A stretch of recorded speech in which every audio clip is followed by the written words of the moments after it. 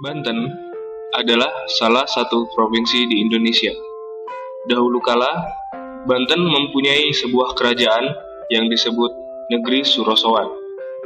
Disebutkan kerajaan Banten berdiri pada tahun 1522 dengan diangkatnya Sultan Maulana Hasanuddin atau juga disebut dengan Penembahan Surosowan. Beliau membangun suatu benteng yang disebut Benteng Surosowan. Keraton Surosowan ini memiliki 3 gerbang masuk, masing-masing terletak di sisi utara, timur, dan selatan. Namun, pintu selatan telah ditutup dengan tembok yang tidak diketahui apa penyebabnya. Pada bagian tengah keraton, terdapat sebuah bangunan kolam berisi air berwarna hijau yang dipenuhi oleh ganggang dan lumut. Di keraton ini juga banyak ruang yang berhubungan dengan air atau pertitaan. Salah satu yang terkenal adalah bekas kolam taman bernama Balai Kambang Rara Denok. Ada pula pancuran untuk pemandian yang biasa disebut dengan pancuran mas.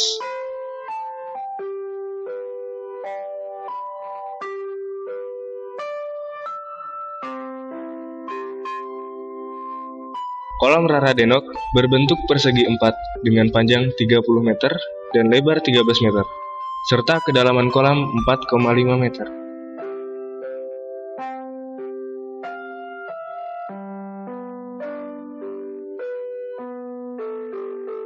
Ada 2 sumber air di Surosowan, yaitu sumur dan Danau Tasikardi yang terletak sekitar 2 km dari Surosowan.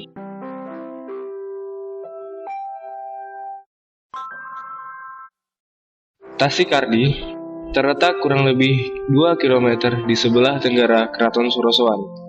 Suatu danau buatan yang di tengah-tengahnya terdapat sebuah pulau kecil. Semula, pulau buatan ini dibangun khusus untuk Ibunda Sultan Maulana Yusuf dalam bertafakkur mendekatkan diri kepada Allah Subhanahu wa taala.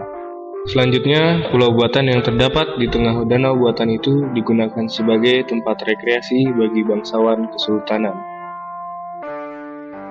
Pada tahun 1706, Sultan Banten menerima seorang tamu Belanda, Cornelis de Burgh, di Tasikardi.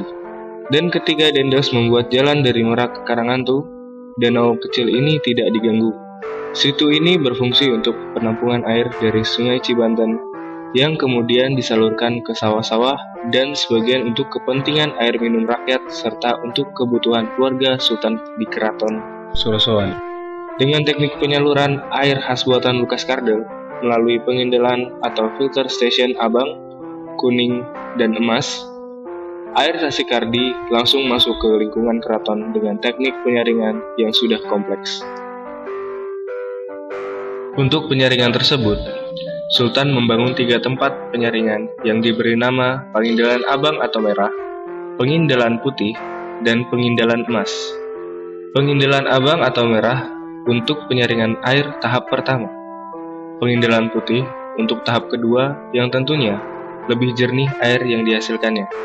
Sedangkan yang terakhir adalah pengindalan emas, di mana air yang dikeluarkan dari bangunan ini nantinya akan dialirkan menuju tempat pemandian keluarga kesultanan di dalam Keraton Surosowan.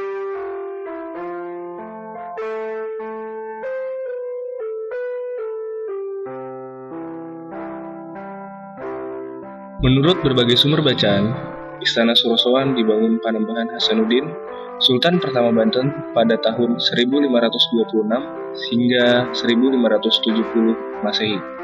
Sebutan Surosowan sebagai nama keraton berkembang menjadi nama wilayah kekuasaan. Kemudian, nama resmi kerajaan Islam di Banten adalah Negeri Surosowan.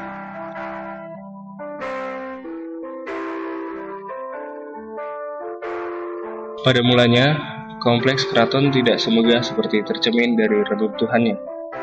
Namun, pada masa Sultan Abdul Fattah atau Sultan Ageng Tirtayasa, dalam kaitan jalinan persahabatan internasional, sejumlah teknisi Eropa diundang. Selain dilibatkan dalam pembuatan kapal-kapal niaga, mereka juga dilibatkan dalam perbaikan kompleks Keraton Surosowan.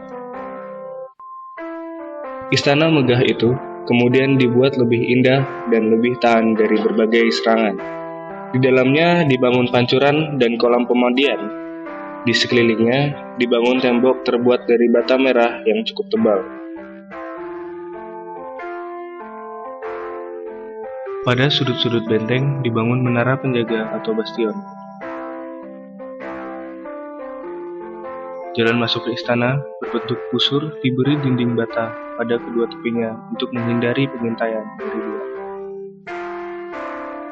Dalam sejarahnya, keraton ini mengalami beberapa kali hancuran, antara lain ketika terjadi peperangan antara Sultan Ageng Tirtayasa dan anaknya sendiri, Sultan Haji, yang bekerja sama dengan penjajah Belanda, meski kemudian diperbaiki lagi. Perlawanan dari rakyat terhadap Sultan Haji terus berlangsung dan membuat keraton rusak lagi. Akan tetapi, kerusakan yang paling parah terjadi pada masa Sultan Alauddin II pada tahun 1803 hingga 1808, ketika Herman Willem Daendels meminta Sultan agar mengirimkan 1.000 pekerja rodi untuk membangun jalur Jalan Anyer sampai Panarukan. Selain itu juga meminta agar Patih Mangkubumi warga Diraja diserahkan dan ibu kota kesultanan dipindahkan ke Anyer, karena di sekitar Surosoan akan dibangun benteng Belanda. Tentu saja permintaan tersebut ditolak mentah-mentah. Terjadilah peperangan hebat yang berakhir dengan menaklukkan Surosoan dan penangkapan Sultan Alauddin II yang dibuang ke Ambon. Sementara Patih Mangkubumi warga Diraja dihukum panjung. Perlawanan rakyat Banten tidak berhenti. Herman Willem Daendels, Gubernur Jenderal Hindia Belanda 1808 hingga 1810, memerintahkan pembangunan jalan raya pos untuk mempertahankan Pulau Jawa dari serangan Inggris. Daendels memerintahkan Sultan Banten untuk memindahkan ibu kotanya ke Anyer dan menyediakan tenaga kerja untuk membangun pelabuhan yang direncanakannya akan dibangun di ujung kulon. Sultan menolak perintah Daendels. Sebagai jawabannya, Daendels memerintahkan penyerangan atas Banten dan penghancuran istana Surosoan. Sultan beserta keluarganya disekap di Puri Intan atau istana Surosoan dan kemudian dipenjarakan di benteng Spelwich.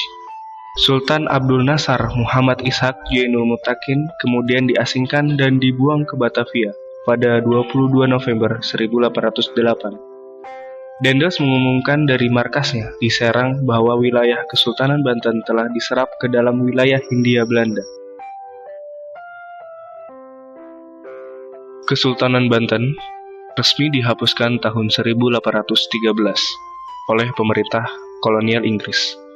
Pada tahun itu, Sultan Muhammad bin Muhammad Muhyiddin Zainus Salihin dilucuti dan dipaksa turun tahta oleh Thomas Stamford Raffles. Peristiwa ini merupakan pukulan pamungkas yang mengakhiri riwayat Kesultanan Banten.